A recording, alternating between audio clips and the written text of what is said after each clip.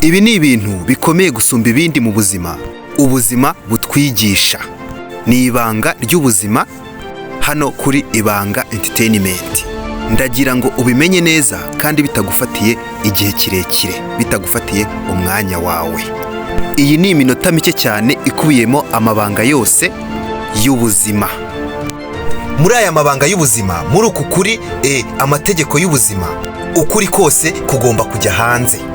Burya muri ba bantu muziranye, muri ba bantu muba muri kumwe, umubare munini ntago babikwereka, ariko burya umubare munini ni ababa bategereje mu ibanga rikomeye cyane igihe uzatsindwa, ubundi bakaguseka.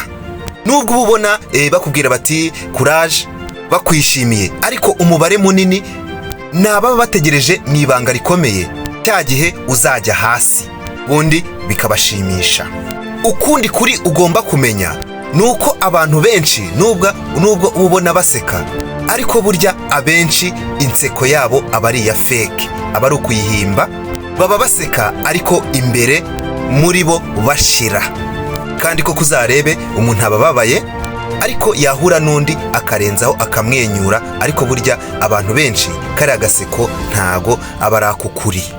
Imbere abenshi baba bababaye. Niko bigenda, niko kuri k'ubuzima. Ukundi kuri nuko mu buzima nuhitamo gukoreshwa ugacishwa aha, nta myanzuro wakwifatira, nta kintu wakwitekerereza, abantu bazagukoresha, bazishimira kugukoresha kugeza cya gihe uzaba utagifite akamaro, bakujugunye bigendere, bakureke. Fata imyanzuro ku buzima bwawe, kora ikintu watekerejeho, apana kwemerera abantu ko bagukoresha mu buryo ubwo aribwo bwose. Ukundi kuri k'ubuzima nuko nubwo uyu munsi ugenda uhunga gutangira ikintu, gutangira igikorwa runaka, uyu munsi ukagenda uhunga ukabishyireje ejo bundi, ariko igihe kimwe ahazaza uzifuza ko wakabaye kuba waratangiye uyu munsi. Igihe ni iki rero, tangira uyu munsi. Ikindi, tangira witoze ko umenye neza ko ugomba kwitabara, kuko mu by'ukuri nta muntu uhari wo kuza kugutabara mu gihe utabyikoreye, mu gihe utabanje gufata iya mbere, mu gihe wumva ko utihagije wowe ubwawe. Kuko akimuhana kaza imvura ihise, kandi umugabo arigira yakwibura agapfa.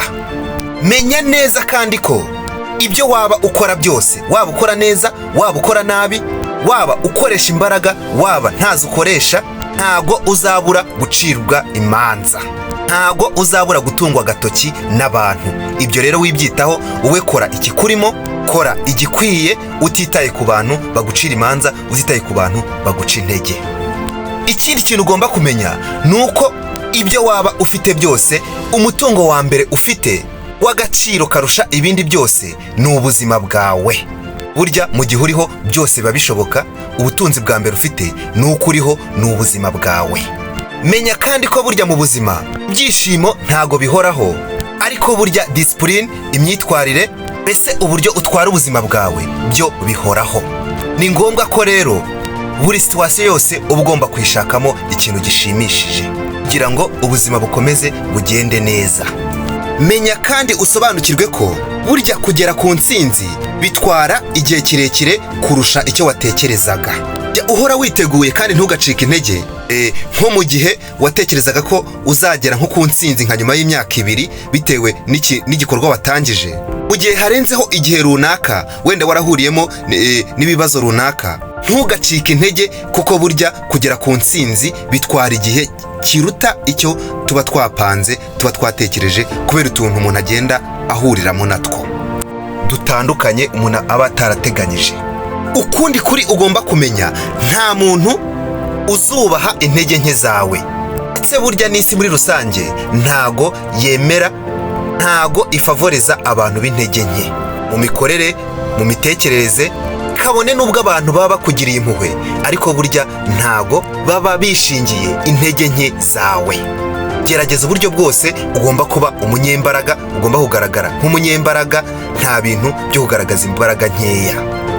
Ukundi kuri nuko ntago ari buri muntu wese uzakunda ngo nawe agukunde bibe nk'ihame. Kuba ukunda umuntu cyane ntago ari ihame ngo nawe abagukunda. Uko niko kuri. Menya kandi ko amafaranga ntago yakemura ibibazo byose, ariko amafaranga akemura byinshi kandi by'ingenzi.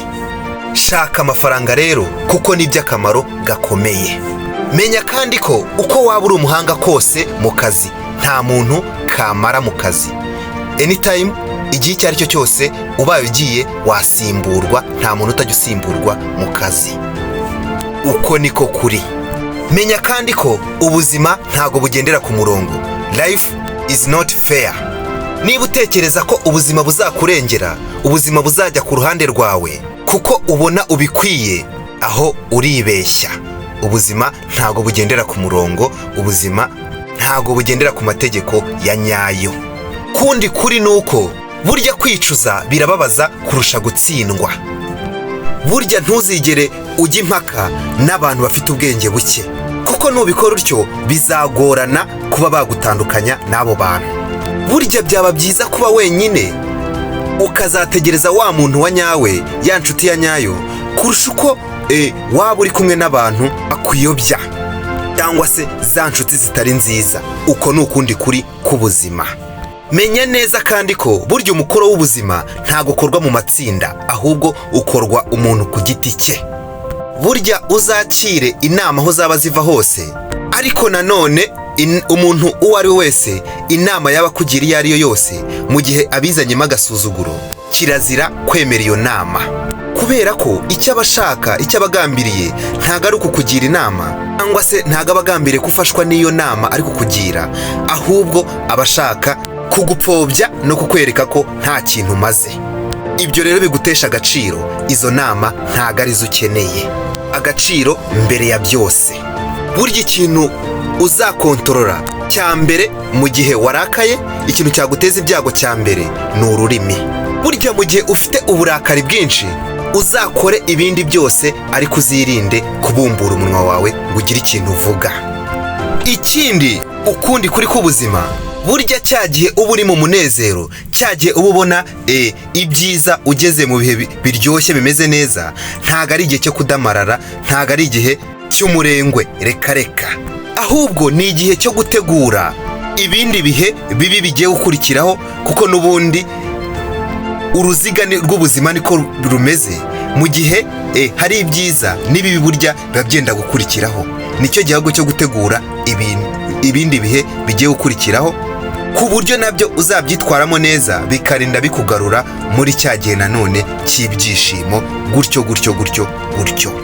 Menya kandi ko bidakwiye kugutwara imbaraga, ndetse ugomba kumenya ko nta shyano riba ryacitse umurizo mu gihe utari kumvikana, mu gihe utari kuvuga rumwe n'abandi. Koko uba ufite ukuntu byumva, uriya aba afite uko abyumva, n'undi wese aba afite uko abyumva. Kuba mutavuga rumwe ku kintu ntago ari ishyano ryacitse umurizo. Ntibikaguhangayikishe rero kuba wavuga ikintu kandi ubizi neza kuri mukuri, akaba abantu batakumva. Wijya impaka, kuko izo mpaka nazo ahubwo zateza ibindi bibazo bikomeye kurusha uko wakwicecekera. Menya kandi ko burya igihe wakoze ikintu ugakoresha imbaraga zawe ntazo wizigamye, ugakoresha ukagitakazaho byose wari ufite, bikanga, burya wibabara. Ahubwo burya ntago ibyo bintu, icyo kintu ntago aba ari icyawe. Icyo uba ugomba gukora ni ugutuza, kuko burya rimwe na rimwe tuba dukeneye ko dutuza, ahubwo umuyaga ukajyana ibintu aho ushaka. Kuko ni hahandi uzajya kubona ukabona ahubwo ubonye n'ikindi kintu kirenze icyo washakiraga, no muri izo nzira watakajemo imbaraga. Wowe iturize gusa kandi ntiwirenganye. Ubuzima buzaba bukora ibyabwo. Burya niba hari ikintu cyiza mu buzima, ni ukugambirira ineza ku bandi, ndetse ukagerageza kubafasha mu buryo bwose ushoboye, ariko kandi utishyizeho urusyo ngo wigore cyane ugerageza kwerekana yuko uri umuntu mwiza, bikamera nkaho wihohora. Wowe uzakore igikwiriye cyane, ko twabonye ko burya dore ikintu cy'ingenzi kuruta. Ushobora kuba utagira umuntu ugirira neza, wenda kubera amikoro, cyangwa kubera wumva wenda nta kintu wamufasha, ariko burya ibyo ntago ari bibi. Ikibi ni ukuba wagira umuntu uhutaza. Burya uzirinde kugira umuntu uhutaza mu buryo ubwo ari bwo bwose, kugira umuntu ukomeretsa mu buryo ubwo ari bwo bwose, nicyo cy'ingenzi kurusha ibindi. jya ubabarira abakugiriye nabi utabibakoreye gusa ahubwo nawe ubyikoreye, kuko burya kubabarira bitanga umutuzo, kandi burya kubabarira birinda urwango. Niba ibyo bagukoreye bitaraguhitanye nta kintu byagutwaye, ibyo byonyine ni ikimenyetso cy'uko ababigukoreye baruhiye ubusa. Igihano cya mbere baba barabonye ni uko baba barashatse kukugirira nabi kandi bakababona ukiriho. Wibataho umwanya, ahubwo fata umwanya wowe ubeho. Mu buzima uzirinde guhangana cyangwa kurwana n'umuntu udafite ikintu ahomba na kimwe. Uriya muntu udafite ikintu ahomba na kimwe aba ari mubi cyane. Mu buzima buri gihe uzajya uhora urwana no kutivugaho ibintu byinshi, no kudatanga amakuru akwerekeyeho cyangwa yerekeye ku muryango wawe, kuko uko uvuga ibintu byinshi niko wisanga wishyize hanze, ndetse ugasanga hazaza amaso ni wowe atezeho, ni wowe ahanzweho, ucirwa imanza za hato na hato kubera ko amakuru yawe yose uba warashyize hanze. Abantu benshi batinya kuba bonyine, ariko burya kuba gufata umwanya ukaba uri wenyine niho hava imbaraga zo gutekereza ibikorwa by'iterambere ku rwego rukomeye. Burya nugira amahirwe yo kuba uri wenyine utuje, ayo mahirwe jya uyabyaza umusaruro, uha ubwonko umwanya butekereze, bizakugirira akamaro gakomeye. Ikindi kintu ugomba kumenya, ubuzima ni bugufi cyane kuri wowe, ku buryo ari uguta umwanya w'ingirakamaro bidasanzwe. Ugira igihe cyawe washora mu rwango k'uwo ari we wese. Koresha igihe cyawe gito neza, wikwangiza igihe cyawe ugishora mu rwango. Uretse no kuba nta nyungu byakugirira, ahubwo bizatuma uhorana umutima mubi, umutima uhagaze, kandi wagakwiye kuba ukoresha igihe cyawe neza, wenjoyinga, ubaho neza mu buzima buto bifite ku isi. Ikindi, ntukite ku ishusho n'isura by'uwo uri we ngo ubyiteho cyane biguhangayikishe, kuko akenshi uzasanga ari nawe ubyitaho gusa. Uzasanga abo utekereza ngo aba barambona gutya, mfite inenge iyi n'iyi, usanga akenshi ari wowe ubitekereza gusa, ahubwo abandi iby'uko ufite inenge ku mubiri, iby'uko ufite ibitagushimishije ku mubiri, usanga abandi batanabyitayeho, ahubwo niwe wenyine uba ubyitayeho. Aba ari komplekisi z'ubusa uba ufite. Menya ko kandi guteganyiriza izabukuru bitangirana n'umushahara wa mbere cyangwa se ubwishyu bwa mbere. Witegereza ahazaza ngo nibwo uzatangira kwizigamira mu zabukuru. Tangirana n'umushahara wa mbere cyangwa n'ubwishyu bwa mbere. Burya jya witondera gucira imanza abantu akenshi ugendeye ku byo akora, kuko burya umuntu wese agira ibimushimisha, kandi ibyo aba ari gukora bishobora kuba ari byo bimushimisha mu gihe wowe ubona bitagushimisha. Ibyo rero byo kuba bitagushimisha byihorere, mureka akora ibye, wasanga ari byo bimushimisha. Gucira umuntu urubanza ntago ari byiza. Mureka akora ibye, niba hari n'ingaruka zikaba zizamugeraho kandi bimuha amasomo, wowe uri nkande umucira urubanza. Burya mu buzima uzabanze no kurwana kubana neza n'ahahise hawe, kuko nibitagenda uko, igihe cy'ubu nacyo kizakugora kubaho, uzabaho nabi nta kabuza. Ikindi, burya ntukagereranye ubuzima bwawe n'ubw'abandi.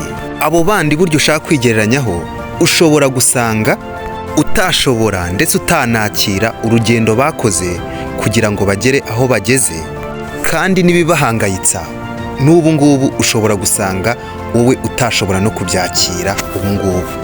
Baho nkawe, nabo ubarekere uko bariho nkabo.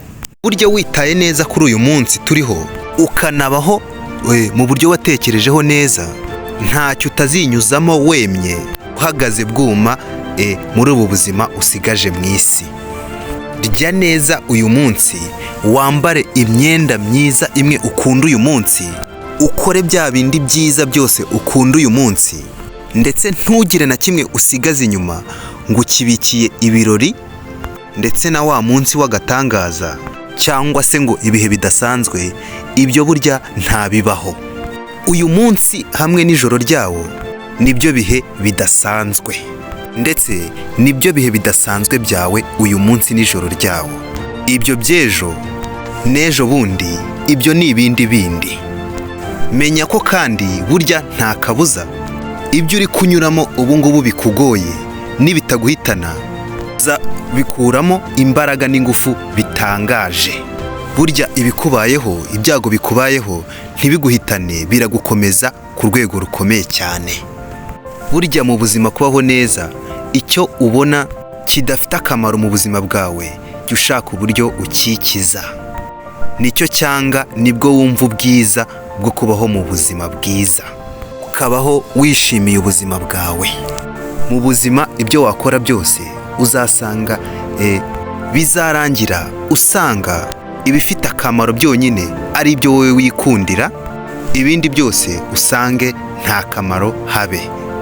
Ishyari burya niko guta umwanya gukomeye, kuko buryo uzasanga ibyo ukeneye byose nawe bikuri impande, ibindi bikurimo ahubwo mu buryo utabasha kumenya. Ibyiza byinshi bihora imbere, hari icyo uba ukwiye gukora burya nawe kugira ngo ubishyikire, kandi ukagira ukwihangana bijyana no kubitegereza, kuko byose ntago bishobora na rimwe kubera icyarimwe. Burya ibyaba byakubayeho byose uko wababaye kose, byuka wambare neza, usohoke ujye aho ugomba kujya, imirimo ikomeze, ubuzima bukomeze,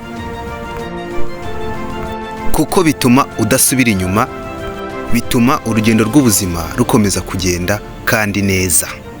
Menya kandi ko burya kubaza ikintu utazi ushobora kuba injiji muri uwo mwanya utari wagisobanukirwa, ukaba injiji y'igihe gitoya, ariko wa wundi we uceceka ntabaze icyo atazi we aba injiji mu buzima bwe bwose. Nimugire impagarike n'ubugingo. Kora subscribe twikomereze n'ibiganiro byacu bikurikiyeho hano ku Ibanga Entertainment.